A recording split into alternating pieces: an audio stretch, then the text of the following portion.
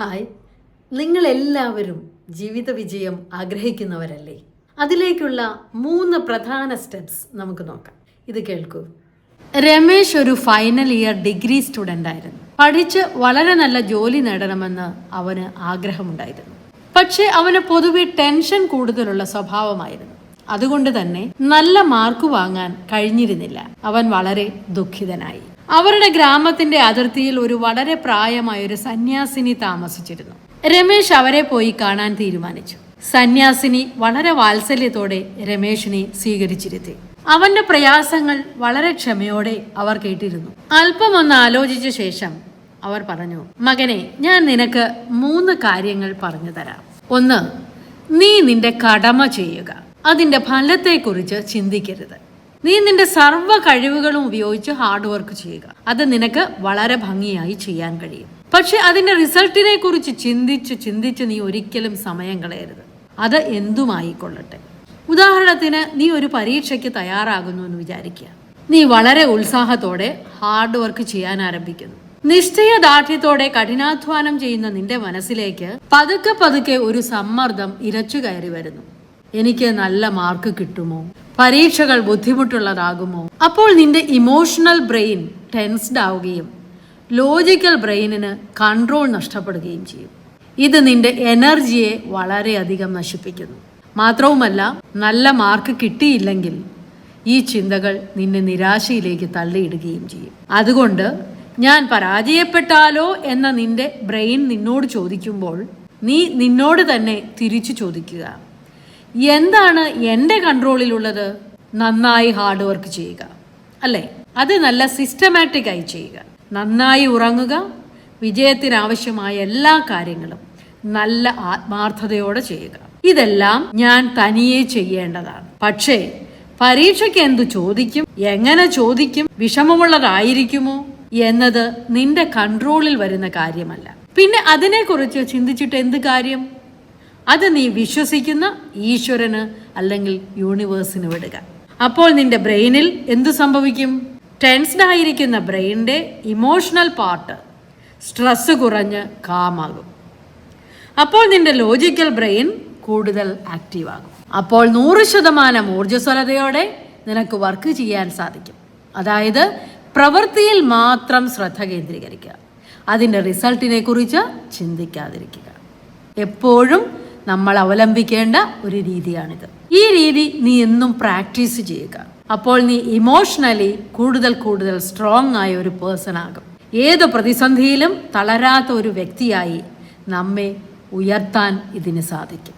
അതാണ് യഥാർത്ഥ ശക്തി. അപ്പോൾ കൂടുതൽ വിജയങ്ങൾ കൊയ്യാൻ നമുക്ക് സാധിക്കും.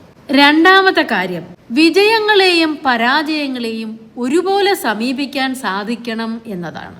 വിജയവും പരാജയവും താൽക്കാലിക എനർജി വേവ്സ് ആണെന്ന് നമ്മൾ മനസ്സിലാക്കുക. അത് നമ്മുടെ നെർവസ് സിസ്റ്റത്തിൽ വിവിധ തരം ഹോർമോൺസ് ഉൽപ്പാദിപ്പിക്കുന്ന ടെമ്പററി വേവ്സ് മാത്രമാണെന്ന് നാം മനസ്സിലാക്കണം. ഇത് നമ്മൾ മനസ്സിനെ പറഞ്ഞു പഠിപ്പിക്കുകയും കോൺസ്റ്റന്റ് ആയി പ്രാക്ടീസ് ചെയ്യിക്കുകയും വേണം. വിജയങ്ങളിൽ നാം സന്തോഷിക്കുകയും പരാജയങ്ങളിൽ വിഷമിക്കുകയും ചെയ്യാം. പക്ഷേ ഈ വികാരങ്ങൾ നമ്മെ റൂള് ചെയ്യാൻ അനുവദിക്കരുത്. സമചിത്തതയോടെ വിജയങ്ങളെയും പരാജയങ്ങളെയും കാണാൻ നമുക്ക് കഴിയുമ്പോഴാണ് നമുക്ക് ശക്തവും സമാധാനപരവുമായൊരു ജീവിതം കെട്ടിപ്പടുക്കുവാൻ കഴിയും. സന്യാസിനി തുടർന്നു, മനസ്സിൽ അഹങ്കാരമില്ലാതെ വിജയങ്ങൾ ആഘോഷിക്കാനും മനസ്സ് തകർന്നു പോകാതെ പരാജയങ്ങളെ അഭിമുഖീകരിക്കാനും കഴിയുന്ന വ്യക്തിത്വങ്ങളായി നമ്മൾ മാറണം. തീർച്ചയായും മകനെ, പ്രാക്ടീസ് ചെയ്താൽ നിനക്കിത് സാധിക്കും. സന്യാസിനി തുടർന്നു. നമുക്ക് എങ്ങനെ മനസ്സിനെ ട്രെയിൻ ചെയ്യാൻ സാധിക്കും? രമേശ് ചോദിച്ചു. സന്യാസിനി തുടർന്നു, നമ്മുടെ മനസ്സ് പവർഫുള്ളും വൈൽഡുമായ ഒരു കുതിരയെ പോലെയാണ്. നന്നായി ട്രെയിൻ ചെയ്താൽ അത് നമ്മെ വിജയങ്ങളിലെത്തിക്കും. നമ്മിൽ തന്നെയുള്ള 2 ടൂൾസ് ഉപയോഗിച്ച് നമുക്ക് മനസ്സ് എന്ന കുതിരയെ മെരുക്കാം. Deep breath and self talk ആണ് ആ ടൂൾസ്. ഡീപ്പ് ബ്രെത്ത് എങ്ങനെ ഉപയോഗിക്കാം എന്ന് നോക്കാം. ഡീപ്പ് ബ്രെത്ത് എടുക്കുക, ഹോൾഡ് ചെയ്യുക, എന്നിട്ട് സ്ലോലി ശ്വാസം പുറത്തേക്ക് വിടുക. ഇത് ബ്രെയിനിലെ നെർവസ് സിസ്റ്റത്തിനെ ശാന്തമാക്കും. അപ്പോൾ ലോജിക്കലായി ചിന്തിക്കുന്ന ബ്രെയിനിൻ്റെ പാർട്ട് ആക്റ്റീവ് ആകും. അതായത് നമ്മുടെ ഹോഴ്സ് അണ്ടർ കൺട്രോളിലാകുന്നു എന്നർത്ഥം. സെൽഫ് ടോക്ക് എന്ന ടൂൾ എങ്ങനെ ഉപയോഗിക്കാം എന്ന് നോക്കാം. നിങ്ങളുടെ മനസ്സ് ഇങ്ങനെ പറയുന്നു എന്ന് വിചാരിക്കുക. എങ്ങനെ? ഇത് നിനക്ക് ചെയ്യാൻ സാധിക്കില്ല. ഇത് നിങ്ങൾ ഒരിക്കലും വിശ്വസിക്കരുത്. ഇത് നിങ്ങളുടെ സബ് കോൺഷ്യസ് മൈൻഡ് പാസ്റ്റിലെ അനുഭവങ്ങളിൽ നിന്ന് കണ്ടീഷനിങ് ചെയ്തു വെച്ചിരിക്കുന്നതാണ്. അത് നിങ്ങൾ വിശ്വസിച്ചാൽ നിങ്ങൾ പരാജയപ്പെട്ടു പോകും. നിങ്ങൾ അതിനെ ചലഞ്ച് ചെയ്യുക. ഇല്ല, എനിക്ക് പഴയ കാലത്ത് മിസ്റ്റേക്സ് വന്നിട്ടുണ്ട്, എന്നാൽ ഞാൻ അതെല്ലാം പാഠങ്ങളാക്കി മാറ്റി പഠിച്ചു. ഇനി ഞാൻ വിജയിക്കുക തന്നെ ചെയ്യും എന്ന് മനസ്സിനോട് പറയുക. ഇവിടെ നിങ്ങൾ മനസ്സ് എന്ന ഹോഴ്സിൽ ട്രസ്റ്റ് ബിൽഡ് ചെയ്യുകയാണ്. നിങ്ങൾ ആ ഹോഴ്സിൻ്റെ നിയന്ത്രണം ഏറ്റെടുത്ത് അതിനെ ഒരു സുഹൃത്താക്കി മാറ്റുന്നു. നിങ്ങളുടെ മനസ്സിനെ ഒരു സുഹൃത്താക്കി മാറ്റിയാൽ ഏത് പ്രതിസന്ധിയെയും തരണം ചെയ്യാൻ നിങ്ങൾക്കൊരു പ്രയാസവും ഉണ്ടാവുകയില്ല. സന്യാസിനി പറഞ്ഞു നിർത്തി. രമേശ് അപ്പോൾ പറഞ്ഞു, മാതാവേ, എനിക്കിപ്പോൾ ഒരു കോൺഫിഡൻസ് തോന്നുന്നുണ്ട്. ഞാൻ തീർച്ചയായും പരിശ്രമിച്ച് ഹെൽത്തിയായ ഒരു മൈൻഡ് ക്രിയേറ്റ് ചെയ്യും. Thank you very much.